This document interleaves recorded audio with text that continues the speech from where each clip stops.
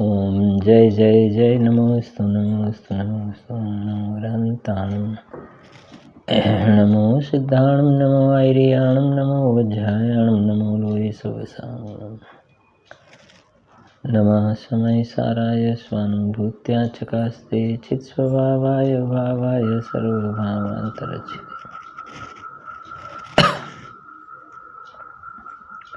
वन्दितु सर्वसिद्धे धूमचलमणो वां गतिं पत्तें ओच्छामि समय पाहुणं सुखे विलीन निज स्वरूप को परम रस जामे भरो अपार वंदो परमानंदमय समय सारे विकार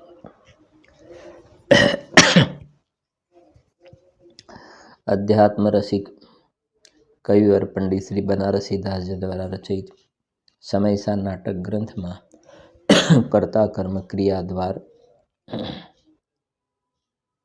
एमां 3 छंद से 10, 17 ने 33 एनो पाठ करीशुं। एक परिणाम के न करता दर्व दोई, दोई परिणाम एक दर्व न धरतु हेम। एक करतुति दोई दर्व कबहु न करे, दोई करतुति एक दर्व न करतु हेम। जीव पुदगल एक खेत अवगाई दो, अपने अपने रूप को न टरतु हेम। जड़ परिणाम निखु करता है पुदगल, चिदानंद चेतन स्वभाव आचरतु है। 17 ज्ञान भाव ज्ञानी करे, अज्ञानी अज्ञान, दर्व कर्म पुदगल करे, यह नीचे परवान। 33 करे कर्म सोई करतारा, जो जाने सो जानन आराम। जो करता नहीं जाने सोई, जाने सो करता नहीं होई। एमां अपने 7 नंबरનો છંદ છે કર્તા કર્મ ક્રિયાનું સ્વરૂપ। करता परिणामी द्रव, कर्म रूप परिणाम, क्रिया परजय की फिरनी, वस्तु एक त्रय नाम। ये આપણે આ છંદનો પાઠ કર્યો। ગ્રંથાદિરાજ સમયસારમાં 50 નંબરનો શ્લોક અને 51 નંબરનો શ્લોક, એની વચ્ચે 7 ગાથા આવેલી છે। 7 ગાથા એમાં આપણે આજે છંદનો પાઠ કર્યો 51 નંબરનો શ્લોક છે, પણ એ પહેલાં જે 7 ગાથા આવી છે 80, 81, 82 એ અજ્ઞાનીની વાત, 80, 81, 82 અજ્ઞાની। ત્યાર પછી 83, 83 નંબરની ગાથા અજ્ઞાની પ્લસ જ્ઞાની। 84 ગાથા જે છે એ અજ્ઞાનીનો જે વ્યવહાર જે છે, ખોટી માન્યતા, એનું ત્યાં નિરૂપણ કર્યું। અને 85 ને 86, 85 અને 86 ગાથામાં 85 ગાથાનો આપણે છેલ્લે સ્વાધ્યાય થયો હતો। એના વ્યવહારમાં અજ્ઞાની માન્યતામાં શું દોષ આવે છે, દૂષણ બતાવ્યું છે કે એ સર્વજ્ઞ ભગવાનની વાત સાથે સંમત નથી। સર્વજ્ઞ ભગવાનના આજ્ઞાની બહાર છે, એ દ્વિક્રિયાવાદી છે, અરહંત ભગવાનના મતનો નથી। જોઈએ છે આપણે જરાક એને જો એમાં આપણે છેલ્લે 85 ગાથા થઈ હતી આપણે।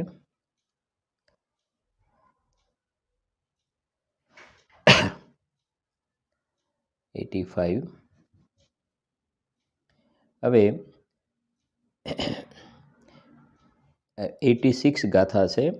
આ બંને ગાથા 85 અને 86 દ્વિક્રિયાવાદી સંબંધમાં આવેલી છે। બંનેમાં દ્વિક્રિયા શબ્દ પડેલો છે, બરાબર।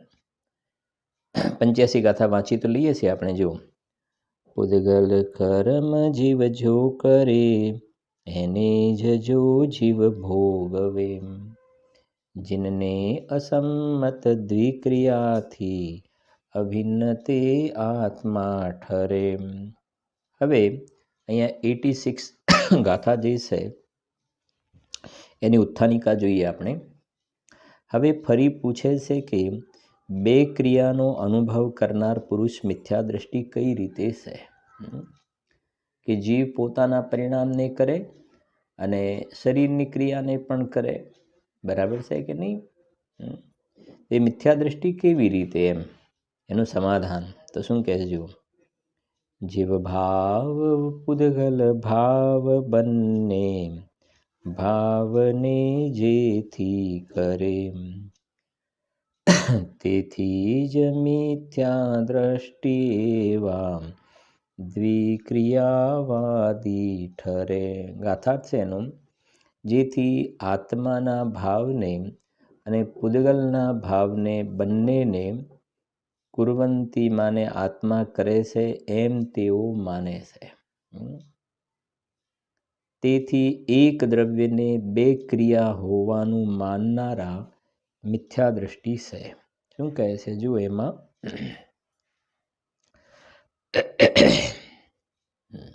ભાવાર્થ છે એનો. ભાવાર્થ, આત્મા પોતાના જ પરિણામને કરતો પ્રતિભાસો, પૂદગલના પરિણામને કરતો તો કદી ન પ્રતિભાસો. સમજાય છે કે નહીં? આત્મા કરે તો શું કરે? અજ્ઞાન ભાવે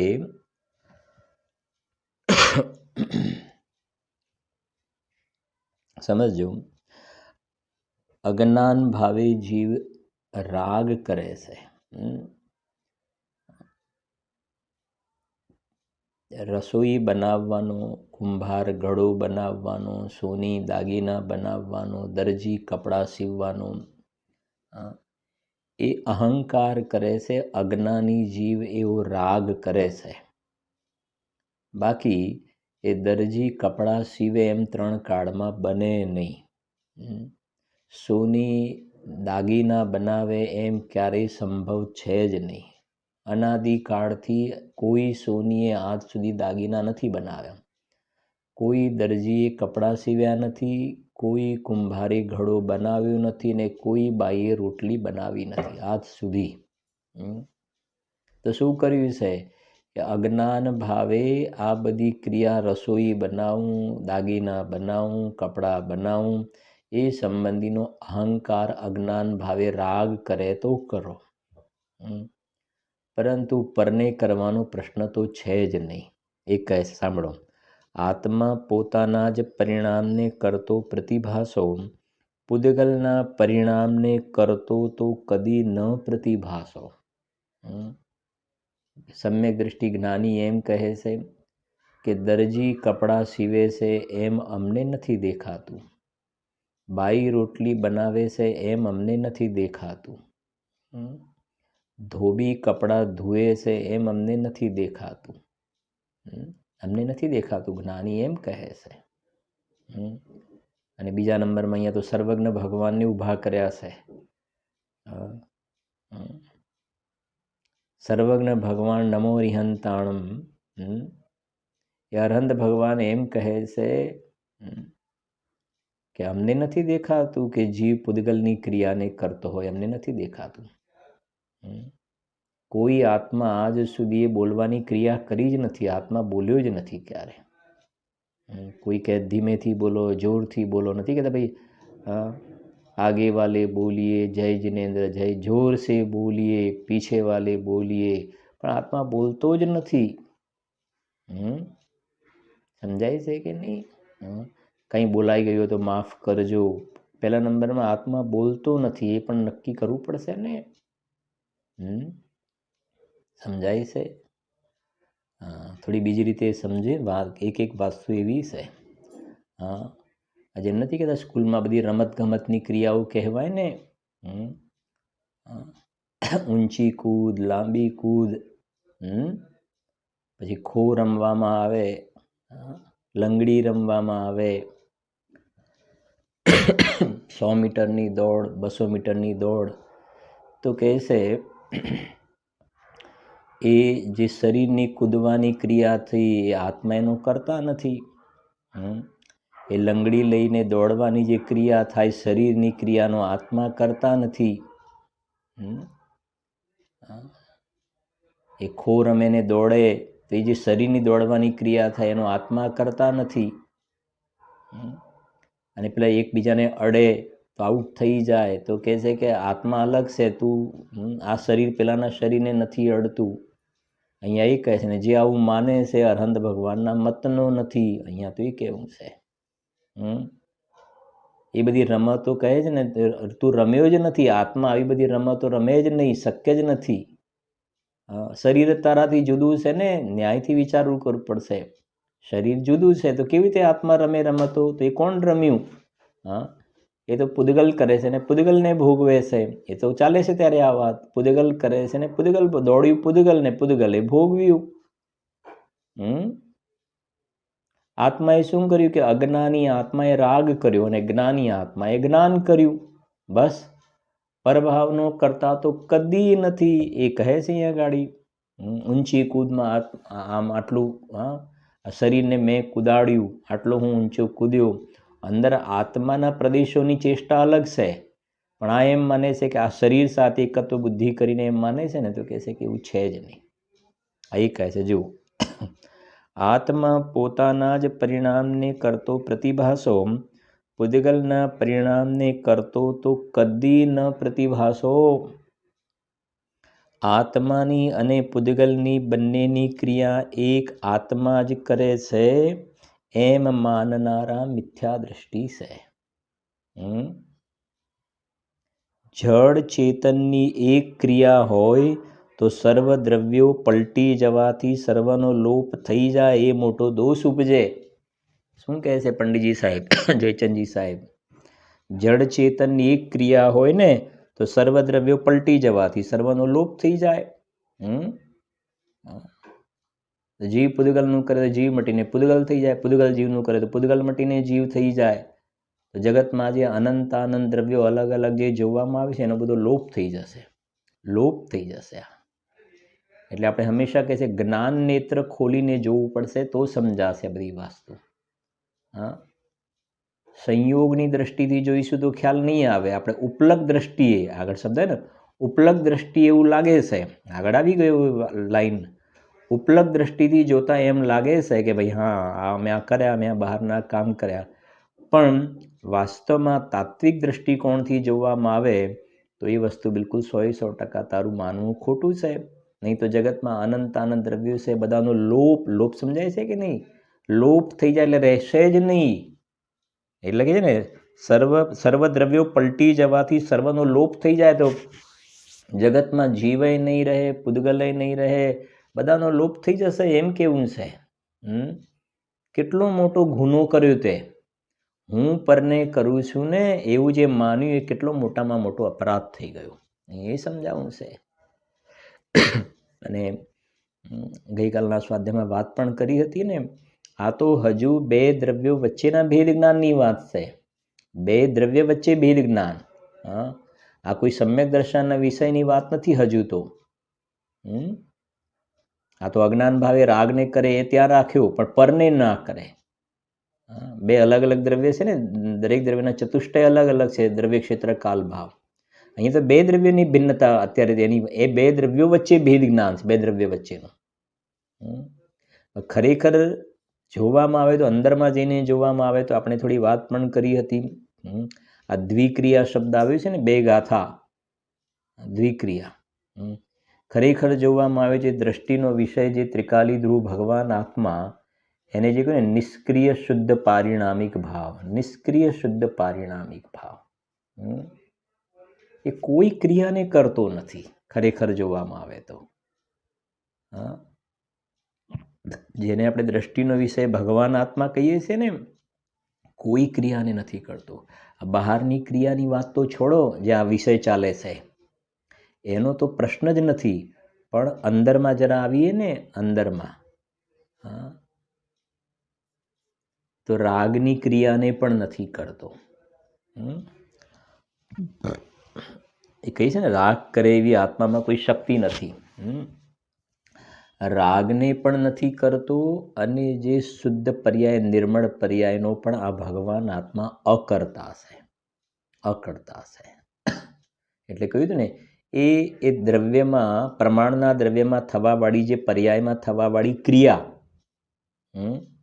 આમ આખું જે પ્રમાણનું દ્રવ્ય કહીએ એમાં જે પર્યાયમાં થવાવાળી ક્રિયા, એનો પણ જ્યાં હું અકર્તા છું ને, તો પછી આ બહારનો સમ્યક દર્શનનો વિષય જે ભગવાન આત્મા, એનો અવાજ તો એ છે કે આ સમય થવાવાળી મારી નજીક રહેલી પર્યાય એનો પણ હું અકર્તા છું. તો આ પૂદગલ જે છે એ તો બહુ દૂરની વસ્તુ થઈ ગઈ ને, એનો તો પ્રશ્ન જ નથી કરવાનો. વાત ખ્યાલ આવે છે કે નહીં? હા, બહુ એક વિષય શાંતિથી સમજજો જરાક. અભ્યાસી જીવો પણ છે ને બધા, એટલે આ વસ્તુ મૂકવાનું મન થાય છે. શાંતિથી સાંભળજો. પરમાં તો ફેરફાર કરવાનો પ્રશ્ન નથી. એક દ્રવ્ય બીજા દ્રવ્યને કંઈ કરે નહીં. પોતાના જે પ્રમાણનું દ્રવ્ય છે, આખું દ્રવ્ય, એમાં સમય જે પર્યાય થાય છે ને, સમય વિશેષ જેને કહીએ આપણે પર્યાય થાય છે, એની અંદર કોઈ ફેરફાર નથી કરી શકતું. બરાબર સમજો શાંતિથી. સમય થવાવાળી જે ઉત્પાદ વ્યય જે પર્યાય છે ને, એ પર્યાયમાં કોઈ ફેરફાર નથી કરી શકતો. ઇન્દ્ર કે જિનેન્દ્ર ભગવાન કોઈ ફેરફાર નથી કરી શકતું નથી. જે સમયે જે પર્યાયનો સ્વકાલ હોય ને, જન્મક્ષણ જેને કહેવાય, એ સમય એ પર્યાયનો ઉત્પાદ થયા વિના રહેતો નથી. એના પહેલાં નહીં થાય, એના પછી નહીં થાય, ને એ સમય ઉત્પાદ થયા વિના રહેશે નહીં. એને આપણે કર્મબદ્ધ પર્યાયથી ઓળખીએ છીએ. મારે ક્યાંક થોડુંક આગળ જઈને આગળ વાત સમજાવી છે, એટલે સમજો જરાક કે જે ક્રમબદ્ધ જે સળંગ જે પર્યાયો થઈ રહી છે, એમાં આગળ પાછળ તો પર્યાયને ન કરી શકે. આગળ પાછળ વાળીને આગળ કરે ને આગળ વાળીને પાછળ લઈ જાય પર્યાય, એવું તો ના કરે. પણ જે પર્યાય જે સમયે પ્રગટ થવાનો સ્વકાળ છે, સ્વકાળ, એને તો કરે કે ના કરે. ન્યાય સમજાય છે શું કહેવા માગું છું? જે સળંગ ક્રમબદ્ધ પર્યાય જે છે ને, જે સમયે જે પર્યાય પ્રગટ થવાનો સ્વકાળ છે, એમાં આગળ વાળીને પાછળ ના કરે, પાછળ વાળાને આગળ ન કરે. એ તો જાણે બરાબર છે. ફેરફાર તો ના કરે, પર્યાયની અંદર આગળ પાછળ ફેરફાર તો ન કરે. પણ જે સમયે જે પર્યાયનો સ્વકાલ છે, જે સમયે પ્રગટ થવાનો કાળ છે, એને તો આ ત્રિકાલી દ્રવ્ય કરે કે ના કરે? આ નિષ્ક્રિય શુદ્ધ પારિણામિક ભાવ એને તો કરે કે ના કરે? જે સમયે પર્યાય થવાવાળી હોય એને કરે કે ના કરે? તો અહીંયા એ કહેવું છે એનો પણ અકર્તા છે, એનો પણ અકર્તા છે. હવે તમે સમજી શકતા છો આખી વસ્તુમાં. જે સમયે જે પર્યાયનો સ્વકાલ છે, એનો પણ હું અકર્તા છું. ફેરફાર કરવાનો તો પ્રશ્ન જ ના રહ્યો. અને બહારમાં પરના કામો કરવાના, એ તો કેટલું મોટું પાપ થઈ ગયું. આ આપણને એક એનો ખ્યાલ આવે કે આ પાપનો અંદાજ આવે. સમજાય છે કે નહીં? જેમ કહેવાય ને, એક શુદ્ધ સાત્વિક ભોજન કરે, એક કંદમૂળનું ભોજન કરે, અને એક નોનવેજ ખાય. સમજે ને? ત્રણેય વ્યક્તિ ખાઈ રહ્યા છે. ત્રણેય વ્યક્તિ એ પ્રમાણે ભોજન કરી રહ્યા છે. પણ એક જે છે શુદ્ધ સાત્વિક નિર્દોષ આહાર લેશે, બીજો કંદમૂળનું સેવન કરે છે, અને ત્રીજો જે છે ને નોનવેજ ખાય છે. તો ત્રણેયમાં ફરક પડે છે કે નથી પડતો?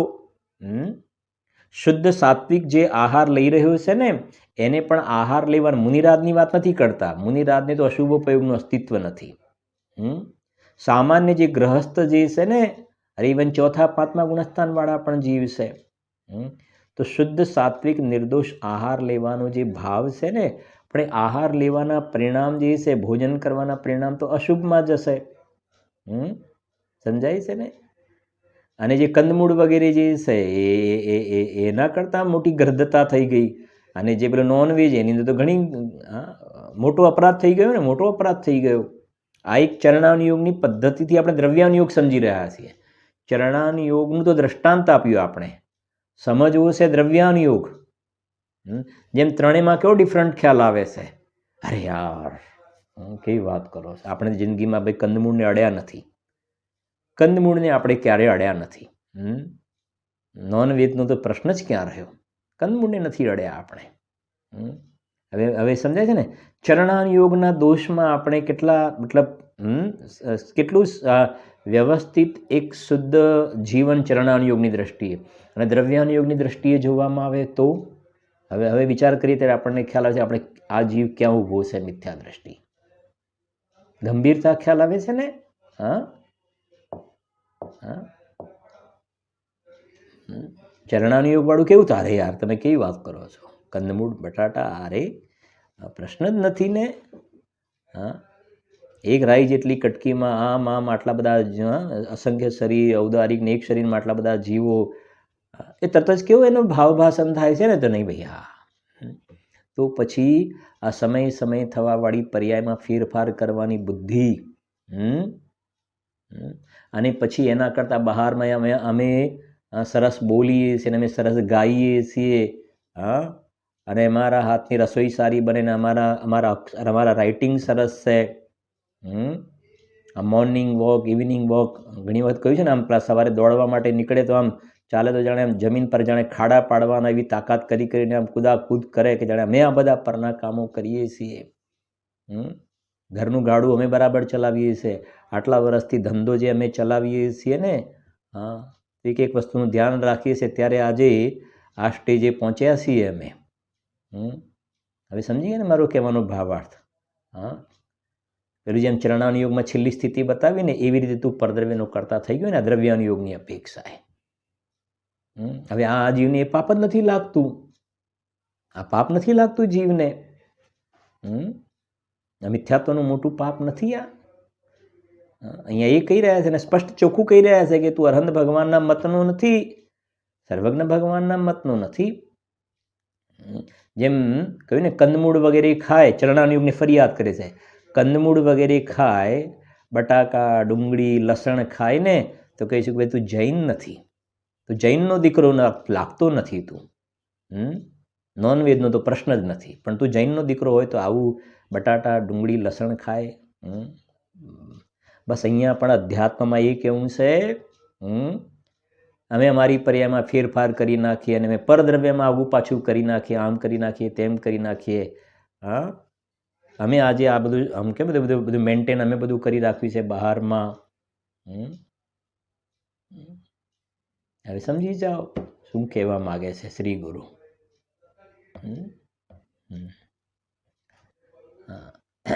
જેમ ત્યાં કહ્યું ને, જૈનનો દીકરો હોય તો ભાઈ આ જૈને ના શોભે, એમ અહીંયા પણ અરહંત ભગવાનનો તું, અમે તો વીર તણા સંતાન, તો ભગવાનનો તો દીકરો હોય ને, ભગવાનનો સંતાન હોય તો કહે છે કે આવી પરના કાર્યો અમે કરીએ છીએ. તરત જ આગળ આવવા વાળો છે કલશ 55 નંબરનો.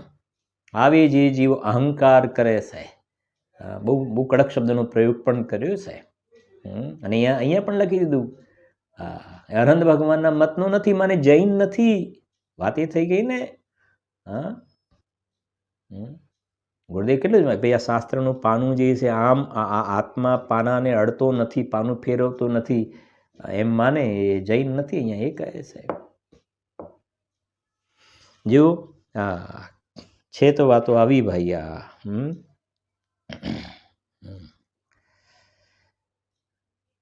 શું કહે છે જો, એટલે લખે છે એટલે આપણે આખી આ વસ્તુ ખ્યાલ આવી ગઈ ને. હા, જે શુદ્ધનયનો વિષય જે ત્રિકાલી ધ્રુવ ભગવાન આત્મા જે છે, તો જે ક્રમબદ્ધ એના સ્વકાલમાં જે પર્યાય થવાની છે એનો પણ અકર્તા છે, એનો પણ અકર્તા છે.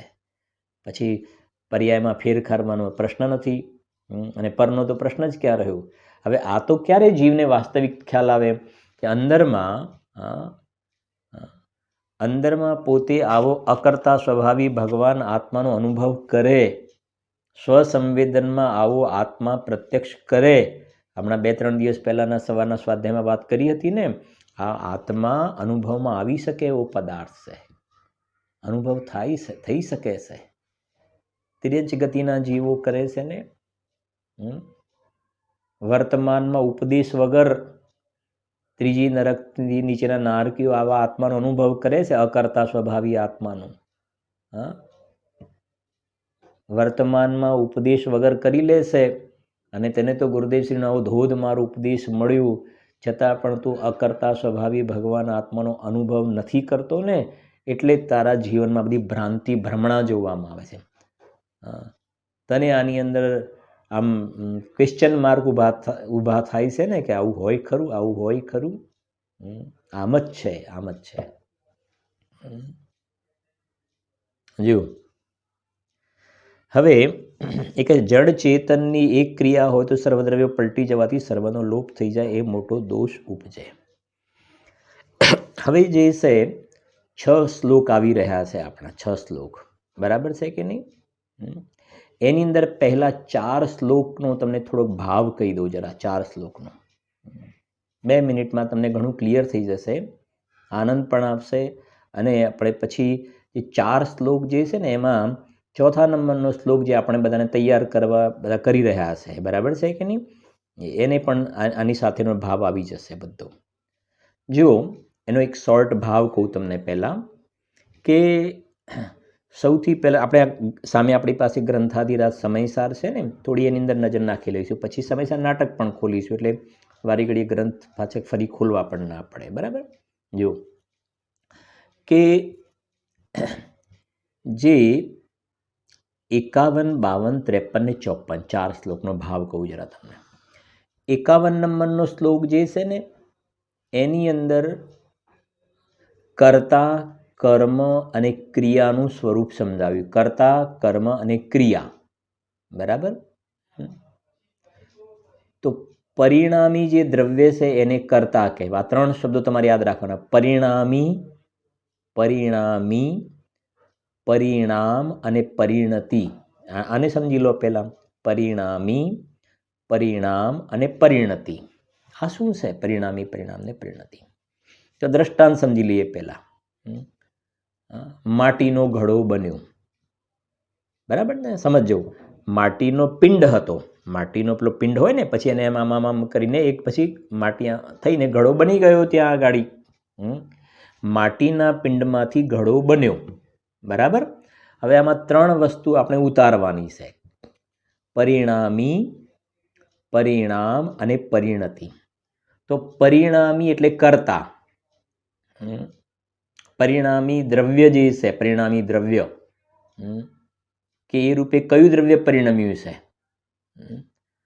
તો માટીનો જે ઘડો બને ને, માટીના પિંડમાંથી ઘડો બન્યો.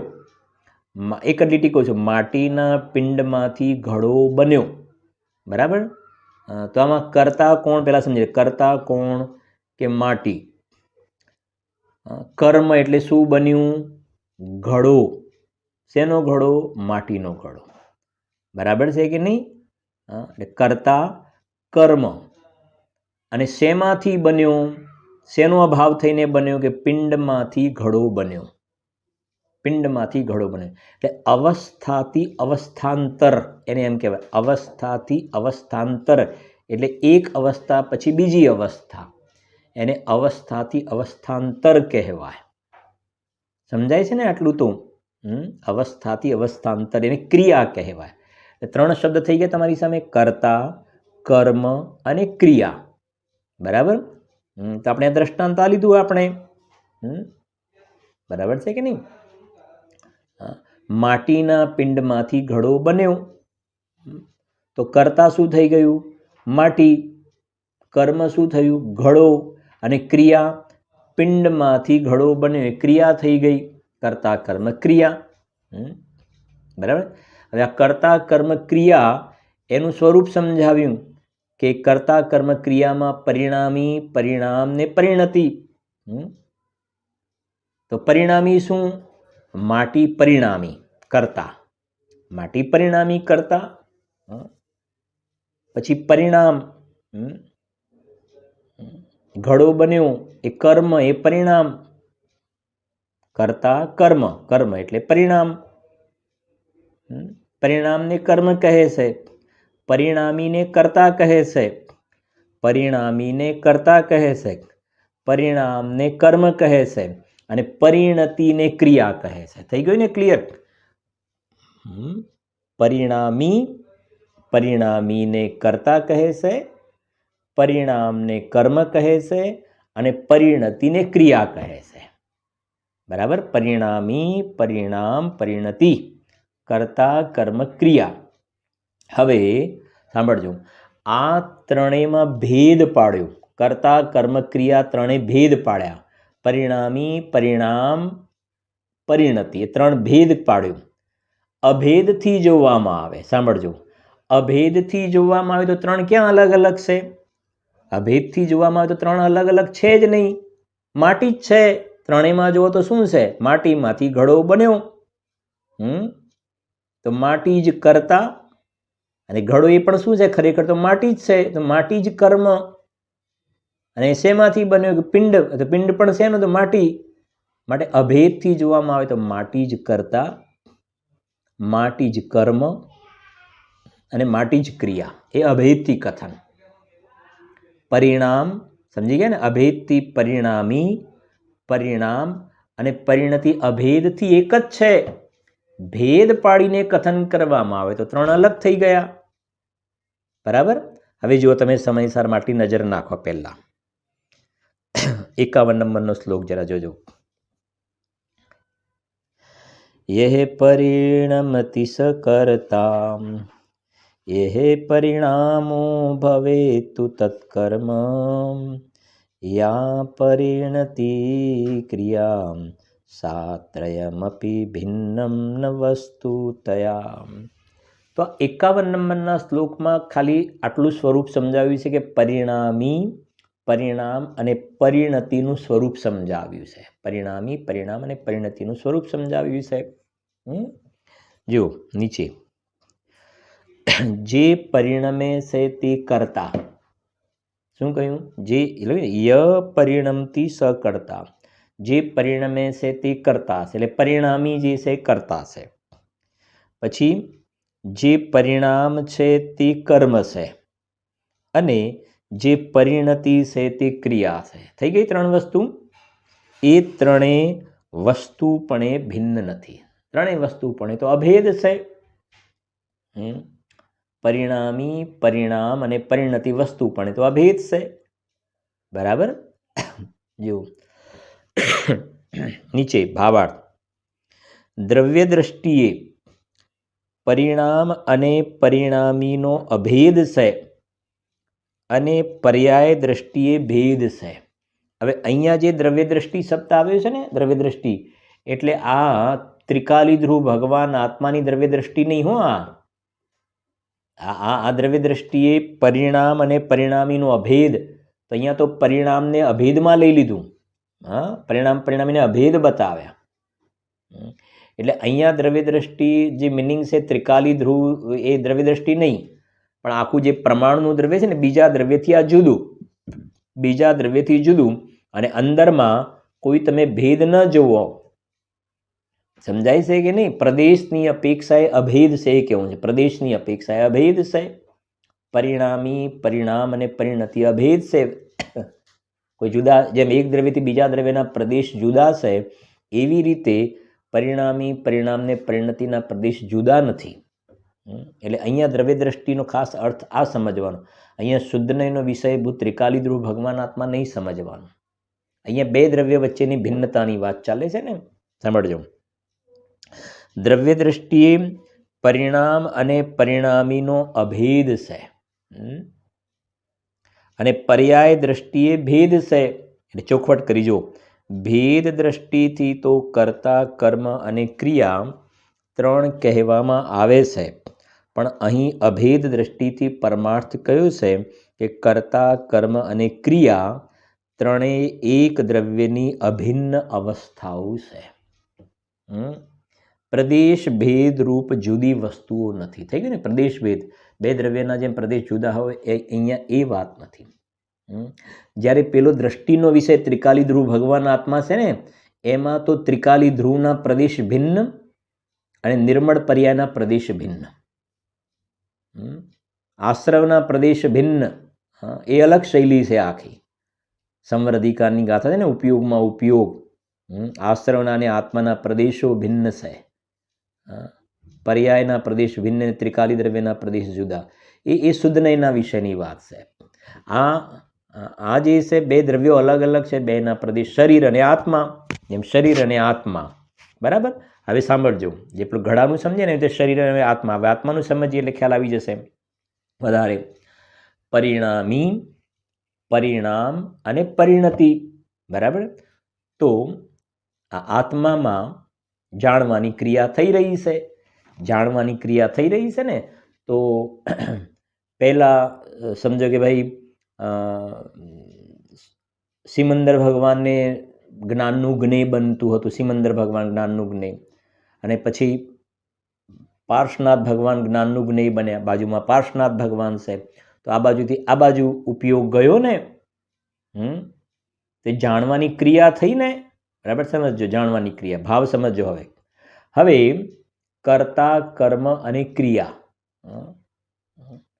તો આ જે જાણવાની ક્રિયા થઈ ને, એનો કર્તા કોણ? કે આત્મા. આત્મા. અને પરિણામ, બરાબર ને, કર્તા કર્મ. કર્મ એ કર્મમાં શું થયું? કે પાર્શ્વનાથ ભગવાનને જાણવાનું કર્મ થયું, પરિણામ. અને ક્રિયા તો સિમંદર ભગવાનને જાણવાનું છોડી અને પાર્શ્વનાથ ભગવાનને જાણવાની અવસ્થાથી અવસ્થાંતરિક ક્રિયા. તો પહેલી જે જાણવાની ક્રિયા હતી, પહેલા સમયના જે જાણવાના પરિણામ, એનો અભાવ થઈને બીજા સમયના જાણવાના પરિણામ, એ થઈ ગઈ ક્રિયા. બરાબર છે કે નહીં? હવે એને આ પ્રમાણે ગોઠવો. પરિણામી, પરિણામ અને પરિણતિ. તો પરિણામી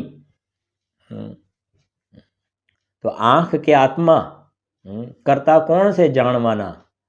જાણવાની પ્રક્રિયા થાય છે એનો પરિણામી. તો પરિણામી કરતા એટલે આત્મા કરતા, આત્મા પરિણામી.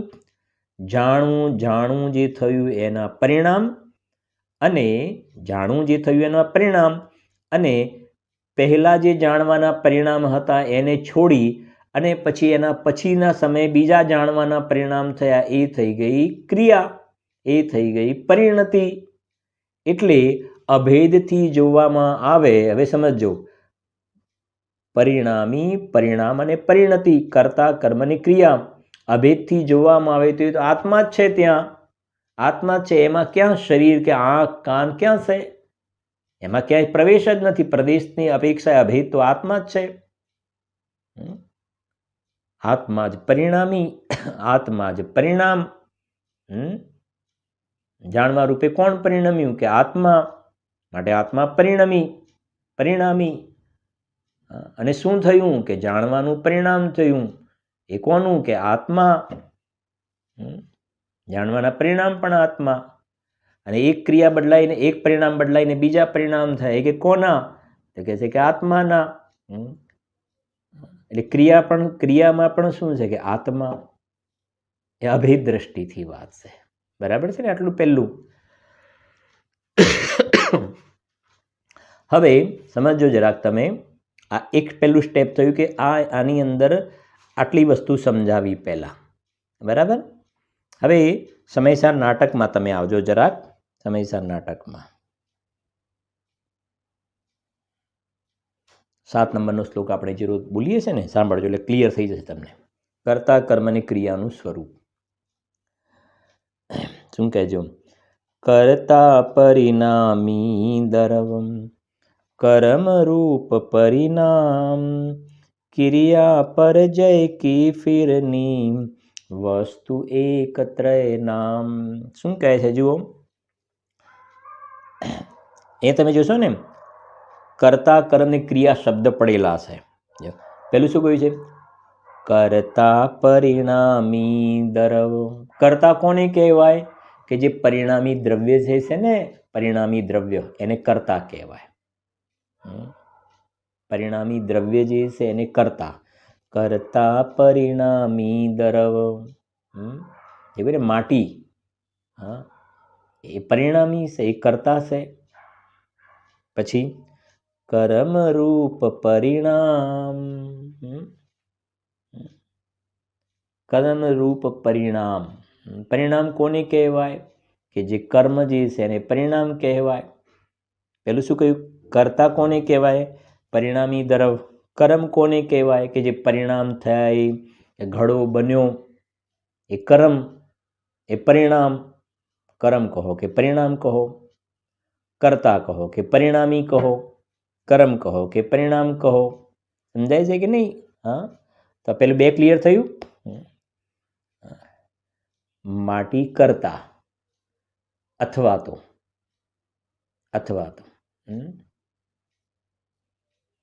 પરિણામી માટી, બરાબર છે ને? માટી કરતા અથવા તો પરિણામી માટી. પછી ઘડો કર્મ, તો પરિણામ કર્મ. હવે ત્રીજું પરિણતિ, તો શું કહેજો? ક્રિયા પરજય કી ફિરની. ક્રિયા કોને કહેવાય? ક્રિયા પરજય કી ફિરની. પરજય એટલે પર્યાય, એની ફિરની. હા, ફિરકી નહીં, ફિરની. પરજય કી ફિરની, પર્યાય ફરવી, ફરી જવી પર્યાય. પહેલા સમય હતી ને ગઈ, અને પછી નવી પર્યાય આવી, પછી એ ગઈને નવી આવી, પર્યાય ફરી જવી. પર્યાય ફરતી ફરતું ફરતું જે રોટેટ થયા કરે ને, રોટેટ થયા કરે. હા, એ ક્રિયા, એ ક્રિયા. એ લખી જો, ક્રિયા પરજય કી ફિરની. ક્રિયા કોને કહેવાય? કે જે પર્યાયનું આ પ્રમાણે ફરવું. એ પરિણતિ. પરજય કી ફિરની એટલે પરિણતિ. પરજય કી ફિરની એટલે પરિણતિ. ત્રણેય શબ્દો આવી ગયા. કર્તા, કર્મ અને ક્રિયા. તો કર્તા કોને કહેવાય? કે પરિણામી દ્રવ્યને કર્તા કહેવાય. કર્મ કોને કહેવાય? કે પરિણામને કર્મ કહેવાય. ક્રિયા કોને કહેવાય? કે પર્યાયની ફિરવી. હા, સમજે ને? ક્રિયા કોને કહેવાય? કે એ પરિણતિ, પર્યાયનું ફરવું, એને ક્રિયા કહેવાય. હવે ચોખવટ કરી જો. વસ્તુ એક, ત્રય નામ. વસ્તુ પણ એ અભેદ દ્રષ્ટિથી જોવામાં આવે તો એક જ છે. કર્તા, કર્મ અને ક્રિયા કંઈ જુદા નથી. એમ પરિણામી, પરિણામ અને પરિણતિ કંઈ જુદા નથી. વસ્તુ પણ એ તો અભેદ એક જ છે. પણ ભેદ દ્રષ્ટિથી જોવામાં આવે તો આવા ત્રણ ભેદ જોઈ શકીએ છીએ આપણે. બરાબર? આ થયો 7 નંબરનો છંદ. તમે જોશો ને તો વિશેષમાં પાછળ જુઓ, અર્થ પણ લખ્યો છે ને. જો અર્થ, અવસ્થાઓ બદલનાર દ્રવ્ય કર્તા છે, તેની અવસ્થા કર્મ છે, અને એક અવસ્થામાંથી બીજી અવસ્થા રૂપે થવું તે ક્રિયા છે. આ રીતે એક વસ્તુના 3 નામ છે. વિશેષ ચોખવટ છે, સાંભળ્યું? અહીં અભેદ વિવક્ષાથી કથન છે. દ્રવ્ય પોતાના પરિણામોને કરનાર પોતે છે. જો અહીંયા દ્રવ્ય પોતાના પરિણામને કરનાર, અહીંયા શું બીજાને નથી કરતો એ બતાવું છે અત્યારે. દ્રવ્ય પોતાના પરિણામોને કરનાર પોતે છે, તેથી તે તેમનો કર્તા છે. પછી તે પરિણામ દ્રવ્યના છે અને તેનાથી અભિન્ન છે, તેથી દ્રવ્ય જ કર્મ છે. પછી દ્રવ્ય એક અવસ્થામાંથી બીજી અવસ્થા રૂપે થાય છે અને તે પોતાની બધી અવસ્થાઓથી અભિન્ન રહે છે, તેથી દ્રવ્ય જ ક્રિયા છે. સમજી ગયા ને? દ્રવ્ય નામ આપી દીધું. જેમ માટી, કર્તા, કર્મ, ક્રિયા. આત્મા જ કર્તા, કર્મ, ક્રિયા, એનું નામ આપી દીધું દ્રવ્ય. કોમન નામ આપી દીધું. દ્રવ્ય જ કર્તા, દ્રવ્ય જ કર્મ અને દ્રવ્ય જ ક્રિયા. અભેદથી જોવામાં આવે તો, અભેદથી જોવામાં આવે તો દ્રવ્ય જ કર્તા, કર્મ, ક્રિયા. બરાબર છે કે નહીં? ભેદ પાડીને જોવામાં આવે તો 3 અલગ થઈ જાય છે. પરિણામી, પરિણામને પરિણતિ. જેવું ભાવ એ છે કે દ્રવ્ય જ કર્તા છે, દ્રવ્ય જ કર્મ છે અને દ્રવ્ય જ ક્રિયા છે. વસ્તુ એક જ છે, નામ 3 છે. બરાબર? આ એક થઈ ગયું. ત્યાર પછી આ 8 નંબરનો છંદ છે. 8 નંબર શું કહે? સાંભળો. કર્તા, કર્મ અને ક્રિયાનું એકત્વ. કર્તા, કર્મ અને ક્રિયાનું એકત્વ શું કહે? સાંભળજો. કર્તા કર્મ ક્રિયા કરે, ક્રિયા કર્મ કરતાર, નામ ભેદ બહુવિધિ ભયો, વસ્તુ એક નિર્ધાર. શું કહે છે અહીંયા? કે જે 51 નંબરનો શ્લોક છે એની અંદર કર્તા, કર્મ, ક્રિયાનું સ્વરૂપ સમજાવ્યું. બહુ સરસ ચર્ચાઓ આવી રહી છે એક પછી એક. 51 નંબરના શ્લોકમાં કર્તા, કર્મ અને ક્રિયાનું સ્વરૂપ સમજાવ્યું. પરિણામી, પરિણામને પરિણતિ. હવે 52 નંબરના શ્લોકમાં એ કહેવા જઈ રહ્યા છે કે આ જે કર્તા કર્મ અને ક્રિયાનું જે સ્વરૂપ સમજાવ્યું ને, આ કર્તા કર્મ અને ક્રિયા એક જ દ્રવ્યમાં જોવામાં આવે છે, એક જ દ્રવ્યમાં જોવામાં આવે, બે અલગ અલગ દ્રવ્યમાં કર્તા કર્મ ક્રિયા નહીં જોવામાં આવે. એટલે આ છંદની અંદર એ કહેવા માટે જઈ રહ્યા છે કે કર્તા કર્મને, પહેલામાં તો કર્તા કર્મ ક્રિયાનું નોર્મલ સ્વરૂપ સમજાવ્યું. હવે અહીંયા કહે છે કે આ કર્તા કર્મ અને ક્રિયા એક જ દ્રવ્યમાં જોવામાં આવે છે, એક દ્રવ્યની અંદર જ કર્તા કર્મ ક્રિયા જોવામાં આવશે. એની વિશેષ ચર્ચા આપણે નેક્સ્ટ સ્વાધ્યાયની અંદર કરીશું. निज निधि निज में बताई है अनंत उपकार है, उसके लिए जिन वाणी माँ को वंदना शत बार है, वंदना शत बार है.